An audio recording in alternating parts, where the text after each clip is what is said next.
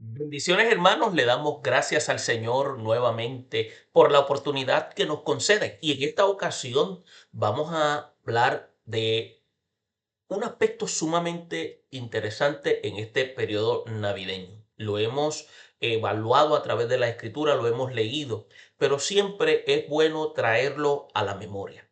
Y vamos a estar enfocados en lo que habla el evangelista Lucas en su documento, en el capítulo 1, versículo 26 al 38. Y vamos a notar algo interesante aquí, porque pusimos como tema, porque lo tomamos como referencia del estudio bíblico que experimentamos ayer domingo, pero sería bueno compartirlo con cada uno de ustedes, porque hay una serie de aspectos que quisiéramos que ustedes también tuvieran a la mano para que pudieran compartir con otros la experiencia del nacimiento de nuestro Señor Jesucristo, pero también cómo fue ese proceso antes de mí. Es por eso que cuando vamos a la escritura podemos notar cómo el Dios de la Biblia prepara todo el escenario. Por eso vemos que Lucas abre su evangelio mostrando cómo Dios irrumpe en la historia para cumplir sus promesas. Y es por eso que si usted se da cuenta en el capítulo 1, desde el versículo 5 al 25, se hace el anuncio del nacimiento de Juan el Bautista, pero también más adelante, aquí en el 26 al 38, se comienza con el anuncio de Jesús, que viene siendo una superior en identidad y misión. Pero hay una serie de contrastes que Lucas hace de manera intencional. Y es que se ve que Juan nace de padres ancianos, donde vemos también que el contraste es que Jesús nace de una virgen. Vemos que Juan va a ser profeta y que Jesús va a ser hijo del Altísimo. Vemos también que Juan se prepara, es el que prepara el camino y Jesús es el camino. Es por eso que es importante que podamos notar estos detallitos antes de poder entrar a estos versículos 26 y 30 al 38, porque hay una serie de detalles que quisiéramos compartir con ustedes, pero antes del mismo, pues obviamente tenemos que hacer lectura del pasaje bíblico. Y cuando vamos al pasaje bíblico, podemos notar cómo desde el versículo 26 se comienza a hablar diciendo que al sexto mes el ángel Gabriel fue enviado por Dios a una ciudad en Galilea llamada Nazaret, una virgen desposada con un varón que se llamaba José, de la casa de David, y el nombre de la virgen era María. Y entrando dice que el ángel en donde ella estaba dijo: salve, muy favorecida, el Señor está contigo, bendita tú entre las mujeres. Mas dice la escritura que más ella, cuando le vio, dice que se turbó por sus palabras y pensaba que salutación es esta, decía ella. Entonces dice que el ángel le dijo: María, no temas, porque ha hallado gracia delante de Dios. Y ahora concebirás en tu vientre y darás a luz un hijo y llamarás su nombre Jesús. Y este será grande y será llamado Hijo del Dios Altísimo, y el Señor Dios le dará el trono de David su padre y reinará sobre la casa de Jacob para siempre, y su reino no tendrá fin. Entonces María dijo al ángel: ¿cómo será esto? Pues no conozco varón. Respondiendo el ángel le dijo: el Espíritu Santo vendrá sobre ti, el poder del Altísimo cubrirá con tu sombra, te cubrirá con su sombra, mejor dicho, por lo cual también el santo ser que nacerá será llamado Hijo de Dios. Y dice más adelante: y he aquí tu parienta Elizabeth, ella ha concebido un hijo en su vejez, y este es el sexto mes para ella, la que llamaban estéril, porque nada hay imposible para Dios. Entonces María dijo: he aquí tu sierva. Y es interesante porque se puede observar de la manera en que Lucas como historiador presenta todos estos detalles. Pero me llama también la atención cuando analizamos el versículo, porque podemos ver que si observamos menciona que es el sexto mes, pero se está refiriendo al sexto mes del embarazo de Elizabeth, no se está refiriendo al calendario judío, sino que estamos viendo aquí cómo conecta el anuncio de Jesús con el de Juan el Bautista, lo cual indica que hay una continuidad del plan redentor que ya ha tenido inicio. Por eso es que cuando vamos y observamos en el versículo 26 aquí, se puede notar como el ángel Gabriel, que es enviado por Dios, iba a Galilea. Galilea no era un buen sitio, era prácticamente, para los que les gusta la historia, era como una especie algunos le llamarían actualmente un guero, un basurero, un lugar donde posiblemente no habría nadie bueno que salir. Ahora bien, pero fíjese cómo Dios está trabajando en el proceso. En el versículo 27 podemos notar que dice a una virgen desposada con un varón que se llamaba José, de la casa de David, y el nombre de la virgen era María. Y ahí, si usted analiza este término, a veces nosotros cuando se habla de desposada lo pasamos prácticamente muy por encima, o a veces no lo analizamos. Cuando Lucas está hablando sobre esto, está queriéndonos informar sobre algo. Porque fíjese, cuando se habla del término desposada, es bien interesante porque el desposorio judío es la primera fase del matrimonio en el judaísmo. Y usted va a notar que dentro del aspecto rabínico esto tenía dos etapas. Estaba la etapa del desposorio y la etapa de consumación. En la etapa del desposorio se ve que el desposorio viene siendo ese acto legal, ese acto religioso. Y está también lo que se llama el efecto. Y ese efecto es que la mujer queda apartada para el esposo. No está hablando de una ruptura, no es divorcio, es separada. Para que usted vea esta enseñanza que trae a través de lo que significa este proceso.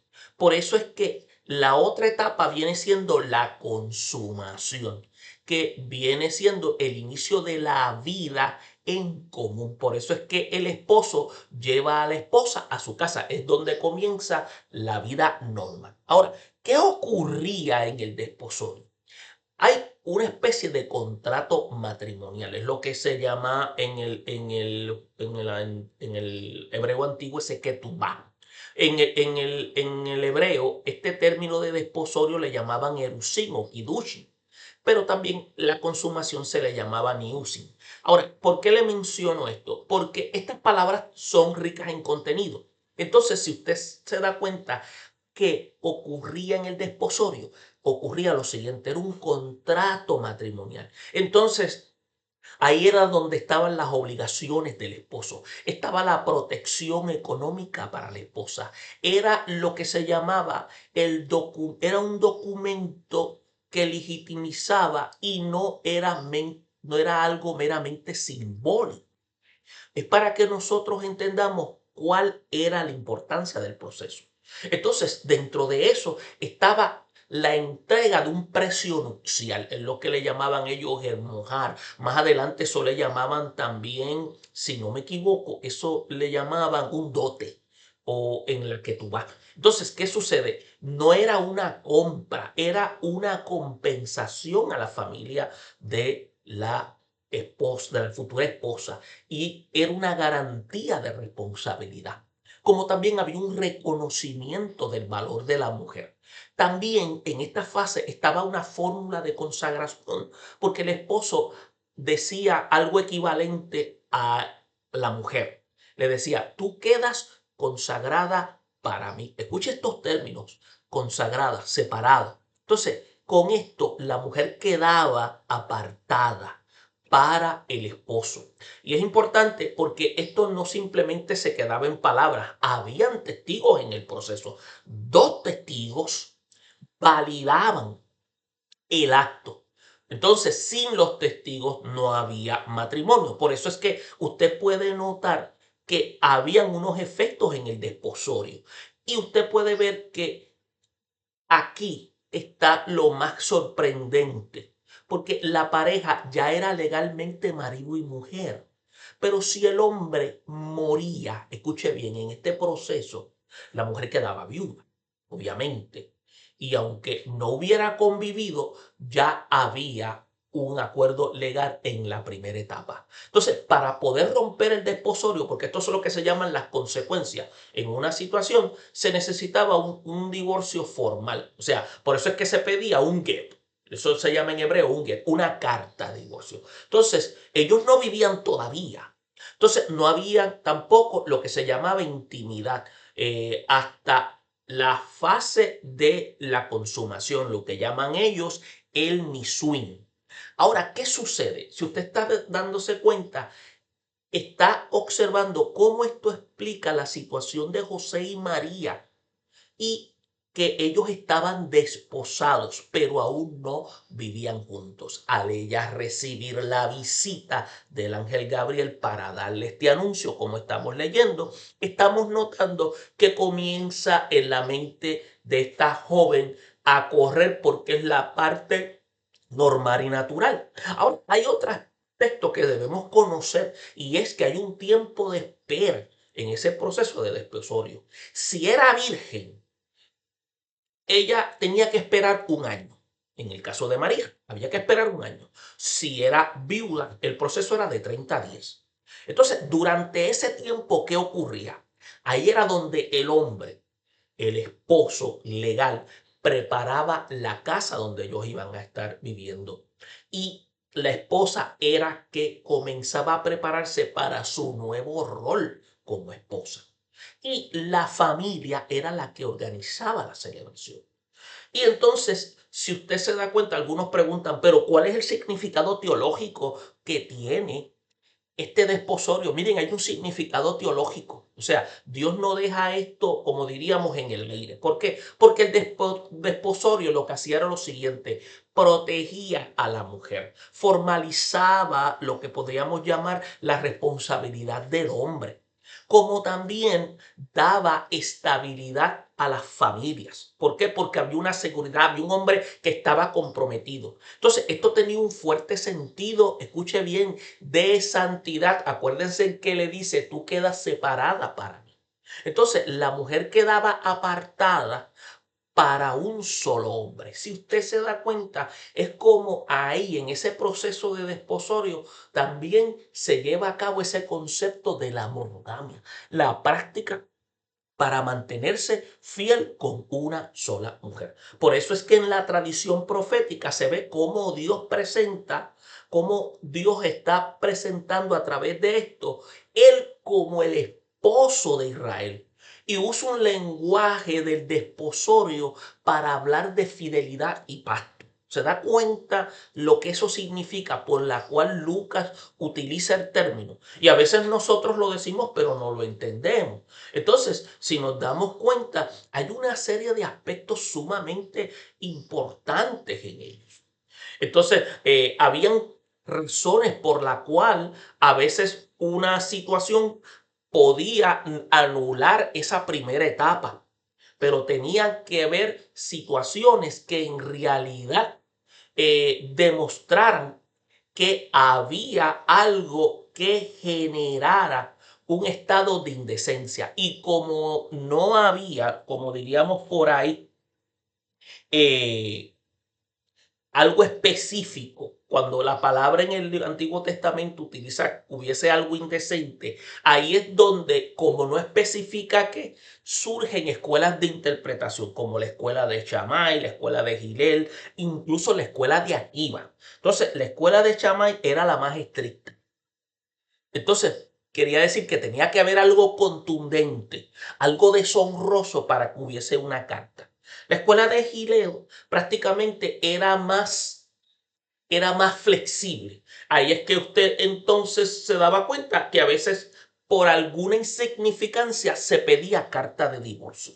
Entonces, acuérdese, la carta de divorcio tenía como propósito, acuérdese, esto protegía a la mujer. ¿Y por qué la protegía? Porque no la dejaba en un limbo social.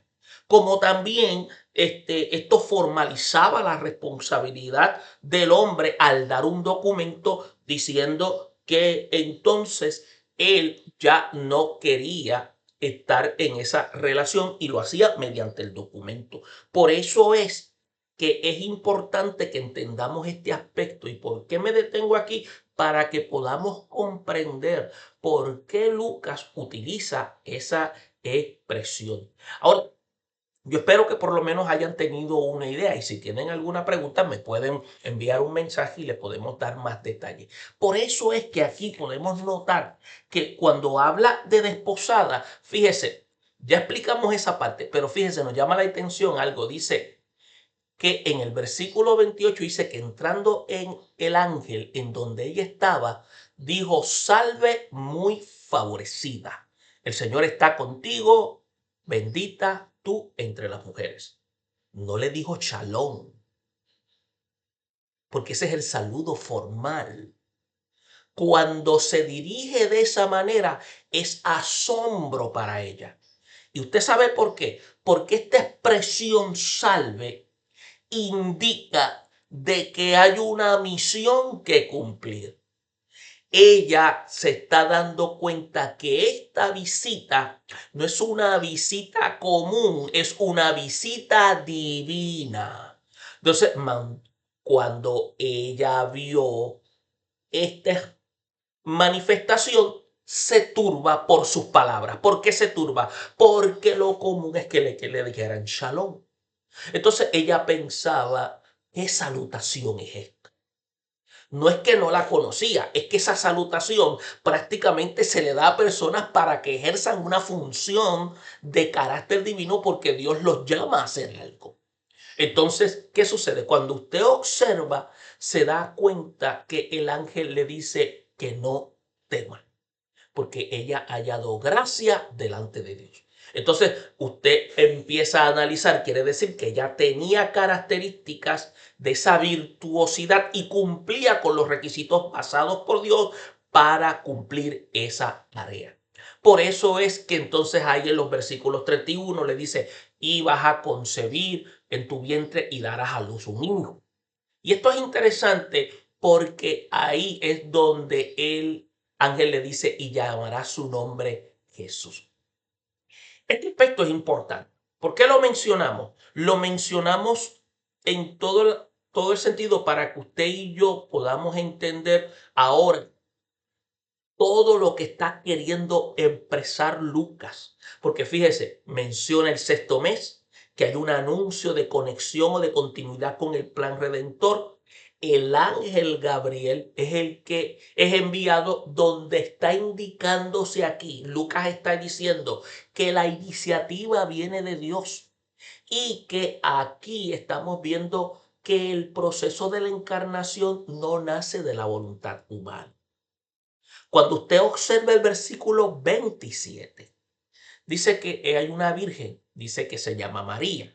Entonces, esta virginidad está subrayando la intervención sobrenatural y el cumplimiento de la profecía de Isaías 7:14. ¿Me permiten? Cuando vamos ahí y usted y yo la analizamos, podemos comprender que ya el profeta en el versículo 14 está diciendo lo siguiente, dice, por tanto el Señor mismo os dará señal. He aquí que la Virgen concebirá y dará a luz un hijo y llamará su nombre Emmanuel. Y es aquí donde comienza entonces esa profecía a tener su cumplimiento. En el versículo 28 usted observa que hay una expresión donde dice llena de gracia. María entonces se convierte en la receptora del favor divino y no una fuente del mismo. Y esto es importante que nosotros lo entendamos. Cuando dice en el 29 que se turbó, esto es una reacción humana ante lo divino. Es un temor de carácter reverente. Esto no es incredulidad. A veces hemos llegado a pensar que puede ser incredulidad. Acuérdese, es un estado de temor reverente. Y es interesante verlo a través de el punto de vista de Lucas porque él es claro al presentar cada detalle. Por otra parte, estamos notando que cuando en el versículo 30 le está diciendo que no tema, le está indicando que la gracia divina es la que elimina el temor y que Dios es el que se acerca para salvar, no para destruir. Y aquí el término salvar, cuando lo estoy utilizando, es para dar provisión. Y es por eso que en el 31 utiliza el término en el verbo concebirás, en un término futuro, y llamarás su nombre Jesús. Aquí Jesús, que significa Jehová salva, algunos llaman Yahvé salva, es un nombre que define la misión del plan de redención. En el versículo 32 se puede notar que utiliza la expresión será grande hijo del Altísimo. Y me interesa porque dice el Espíritu Santo estará, cuando me permiten, para ser más exacto, cuando dice aquí en la lectura, dice que el Espíritu Santo, dice, será llamado hijo del Altísimo y el Señor Dios le dará el trono de David. Ya está mencionando toda estos elementos de pacto davídico donde iban a tener su cumplimiento, para que no se me vaya a olvidar esta parte. Dice, y será grande y será llamado hijo del Altísimo y el Señor le dará el trono de David su padre y reinará sobre la casa de Jacob, hablando Jacob refiriéndose a Israel para siempre y su reino no tendrá fin. Entonces dice aquí que ella hace una pregunta muy lógica. ¿Cómo será esto? ¿Cuál será el medio? Prácticamente esa pregunta contiene todos estos aspectos. Pues yo no conozco, varón. Quiere decir que todavía no había consumado. Entonces responde el ángel, dice que el Espíritu Santo dice, vendrá sobre ella. Y el término aquí que vendrá sobre ella y después dice que la sombra del Altísimo la cubrirá. Usted se está dando cuenta que el Espíritu Santo viene sobre ella para guiarla, para capacitarla en el proceso, pero aquí vamos a ver que viene la sombra de Dios para llevar a cabo el elemento milagroso, que trae como resultado la encarnación del verbo y ella siendo el elemento de recipiente. Y esto es importante porque podemos entonces observar cómo aquí esta expresión de será grande e hijo del Altísimo se ve, algunos le llaman esta cristología elevada. Jesús no es solo rey, sino que es un hijo divino. Por eso es que en el versículo 32 se ve que el Señor Dios le dará el trono de David. Y aquí se puede notar, valga la redundancia, el cumplimiento de lo que se dice en el libro de Samuel, el segundo documento de Samuel, en el capítulo 7, creo, versículo 12 al 16, donde se habla de que Jesús es el Mesías davídico. Entonces habla en el 33 de un reinado eterno, porque dice que no tendrá fin. Y aquí de ese reino eterno está hablando de un reino que Jesús va a superar a todos los reyes humanos. Y vemos en el 34 la pregunta que hace ella. ¿Cómo es eso? Entonces, esta pregunta ella lo hace desde el marco de la fe, no desde la duda, que hay un contraste con lo que le pasa a Zacarías, el sacerdote. Y es importante que entendamos eso. Porque ya el Espíritu Santo, acuérdese, a través del proceso que ella está experimentando, vemos que el ángel está explicando paso a paso. Por eso es que en el versículo 35 vemos que el Espíritu Santo dice, vendrá sobre ti. El venir sobre ella. Acuérdense que era bien común que el Espíritu Santo llegara por goteo en el Antiguo Testamento. Aquí va a estar sobre ella para guiarla en este proceso. Por eso es que la encarnación es una obra trinitaria. Padre envía, Espíritu concibe, Hijo se encarna. O sea, entonces implica que el Espíritu Santo cubre con la sombra. El Espíritu Santo se encarga de que haya ese proceso de concepción, crianza y de formación, pero también el Hijo es el que encarna. Está viendo una función trinitaria. En el versículo 38 se puede notar que ella cierra diciendo, hágase su voluntad o hágase en mí según tu palabra. En otras palabras, lo dije parafraseando, pero para ser más exacto, hágase en mí según tu palabra. ¿Qué implica? Ella entonces puede comprender que es Dios mismo hablando a través de el mensajero Gabriel, y cuando Dios habla no hay turbación. Por eso es que la respuesta de María se convierte en un modelo de obediencia y de entrega total. Es por eso que si usted analiza algunas preguntas, bueno, pero ¿qué podemos observar dentro del marco central aquí? Estamos viendo que Dios es el que inicia la salvación, encarnándose en el vientre de una virgen, y María responde con una fe obediente, o sea, al plan divino que traerá al Mesías prometido. Esto es lo que Lucas está queriendo presentar aquí en su primer capítulo. Por eso es que cuando usted analiza e interpreta, se da cuenta que Lucas presenta la encarnación, que es como un acto soberano de Dios, no es un acto humano. Está viendo que Jesús es simultáneamente hijo de David, entiéndase, de la realeza, e hijo del Altísimo, divinidad. Y esto es importante. Y aquí se ve este pacto davídico donde un reinado que no tiene fin, pero es hijo del Altísimo, el cual va a reinar dando el ejemplo a todos los hombres. Entonces, cuando se habla de la salvación, habla de una salvación que entra al mundo por medio de la gracia, no por medio de un mérito humano. Y es importante porque estamos viendo que todo es producto de la iniciativa divina. Por eso es que cuando María encarna la respuesta correcta a la revelación que viene de parte de Dios, se ve esa actitud de fe humilde y esa acción obediente. Por eso es que se puede también notar cómo el Espíritu Santo constituye ser el agente de la nueva creación en Cristo, como también se pueden ver un aspecto esencial, la doctrina de la encarnación. Se ve también la doctrina de la Trinidad y también se puede ver el mesianismo davídico, una gracia también soberana llevándose a cabo en este proceso. Y es lo que Lucas está presentando. Por eso es que hay una serie de cláusulas que están en el contenido de este capítulo.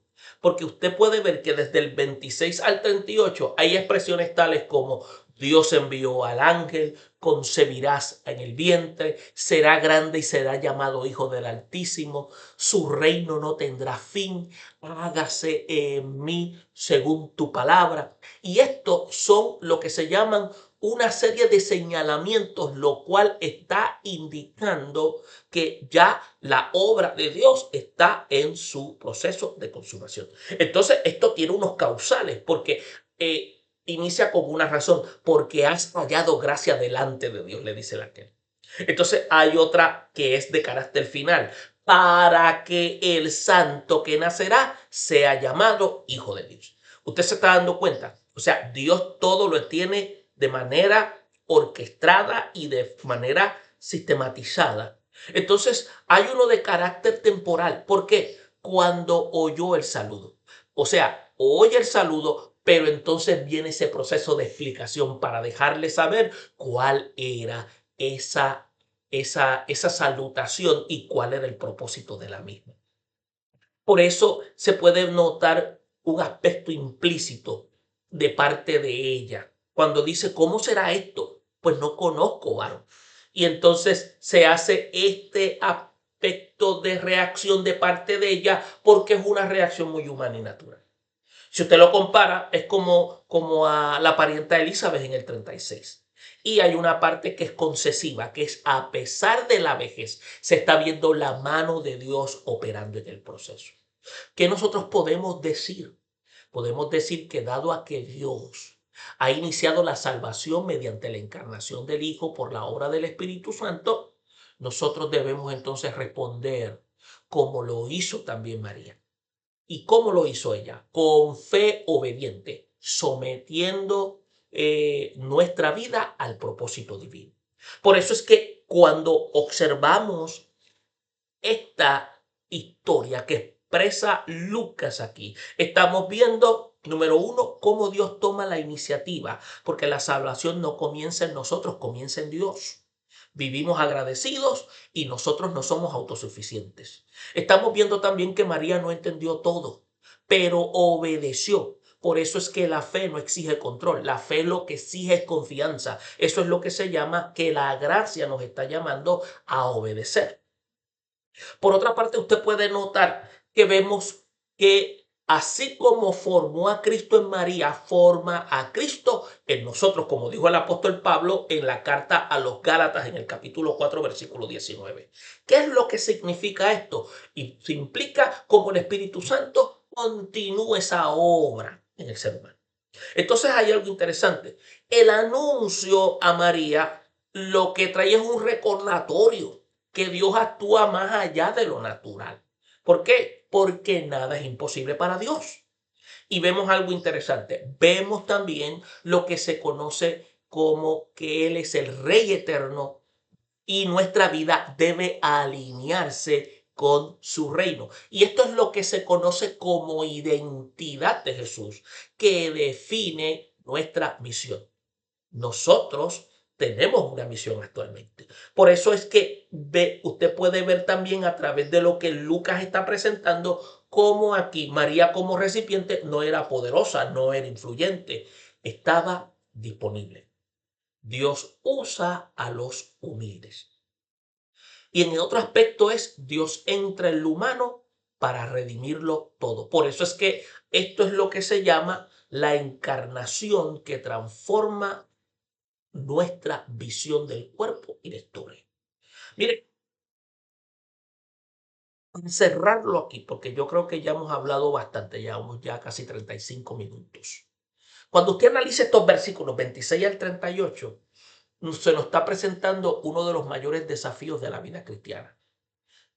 ¿Por qué? Porque es un responder a Dios como María respondió.